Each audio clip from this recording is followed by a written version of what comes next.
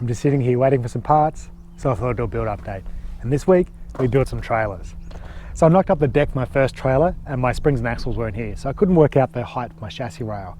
So I started my next deck. It actually worked out really well because it meant I could reference the first one. But I did that and parts still haven't arrived.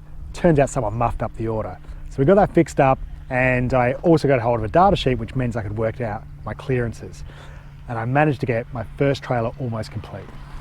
The first thing I did was got my stands level, set up my outer coaming, tacked them in place, squared it all up, and welded in my ribs. Next, I individually welded up my chassis rails off of the trailer, which made it a lot easier to work with.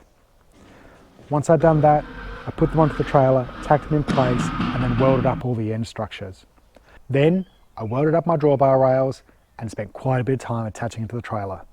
Really important that I get my hitch dead center to the trailer and exactly the same distance to the front of my spring hangers. Only needs to be out a little bit, this thing will start scrubbing tyres or won't track properly. So next step, once those parts arrive, is get the axles onto this trailer. I've got to spend quite a bit of time attaching those spring hangers to make sure I get them set right and properly reinforced. Easily one of the most important parts of what I've got to do. Then I can flip the trailer over, a couple welds to do on top, weld on a hitch. The first trailer's done, I can get started on the second. So hopefully those parts arrive soon.